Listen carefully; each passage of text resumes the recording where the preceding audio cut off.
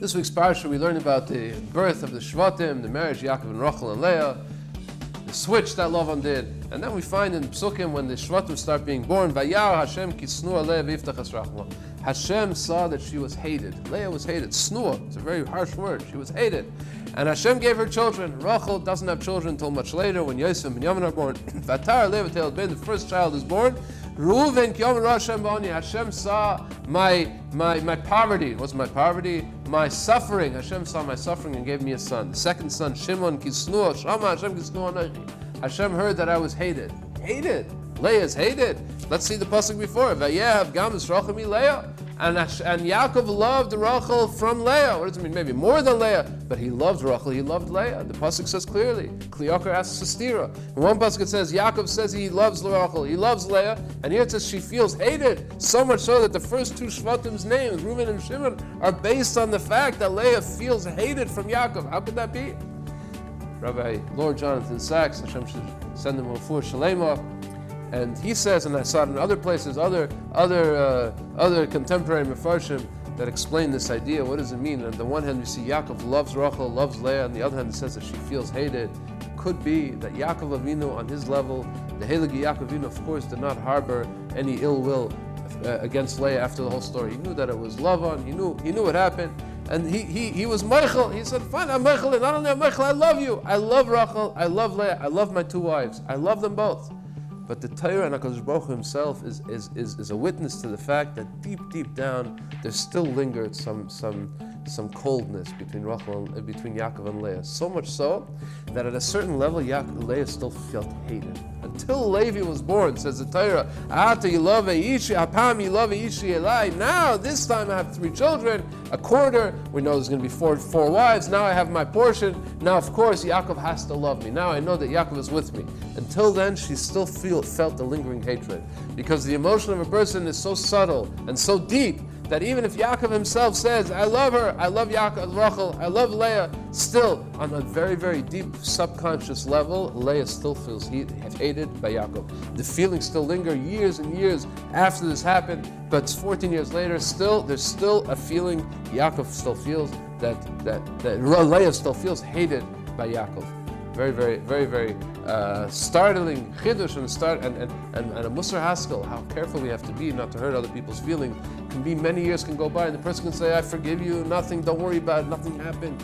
But deep down there's still a hatred. So much so that the first 2 children, the Shiftei Kol, Reuven and Shimon, the names are based on the fact that Leah still felt hated. A famous story I heard from my very good friend, Chaim Perkovich of Yerushalayim. Told me a story about the famous Maggid of Shalom Shvadron. Shalom was once in the Moshav. He once went far away from his house for a Shabbos of Isairis in the Moshav to give chizik and divrei Torah. As we know, Shalom Shvadron was known as a Bal Tefillah, as a very powerful Bal Tefillah. He was sure that he came for Shabbos, Kabbalah Shabbos, Ma'ariv. No, one of the local people, Kabbalah Shabbos, nothing special. All right. Maybe they want me to daven Shachris. It's Halal. It was Rosh Chodesh. Maybe they want me to daven Shachris. Came Shachris. He's waiting. Sheikh Arad. From stomach, they can tell him. No, they send somebody else up. One of the locals. Strange, but okay. Comes Kriyas HaTorah. He's a Kohen of Shalom Shvadron. They don't give him Kohen. They give somebody else Kohen. Wow, so strange. Maybe Mafter. They'll give me Mafter. No, comes Mafter. They give somebody else Mafter. What's going on? I know. They probably want me to daven Musaf. At the Yitzarta, it's Rosh Chodesh. They want me to have a special Musaf. And he's waiting. They send somebody else up. No, he realizes they didn't give him Kabbalah Shabbos, they didn't give him Kohen, not Mafter, not Musaf, nothing. And he thinks to himself, listen, I'm Rav Shalom Shvadron. I came to teach Torah. I don't care about my personal feelings. I have to put it aside. I love these people. I want to teach them Torah. Rav Shalom said when he started Musaf, he was sure that in his heart he completely forgot about everything, that such a slap in the face to a tzaddik or Shalom Shvadron. They don't give him to daven for the Ummah, they don't give him an aliyah, nothing. So just slap in the face, but he completely forgave them. And he said, I was sure that I was completely meichel them. Until comes Chazar Sashat. And the Chazan starts Chazar Sashat, the Gantu Shabbos, the regular Musaf. But it's not the regular Musaf, it's At Yitzarta. So Shalom automatically, instinctively screamed, At Yitzarta! Shalom Shadon said, till that second, I was sure that I completely forgot about it. I forgave him completely. But somehow I felt a warm feeling in my heart. It's a Gevorah Navistal Varm in the hearts. And then I realized that the hurt was still there. The hurt was still there. I had to get it out. Out the inside, you made a mistake. I had to get it out. The tiny bit of hurt, even on the level of Shalom Shadon, the tiny bit of hurt.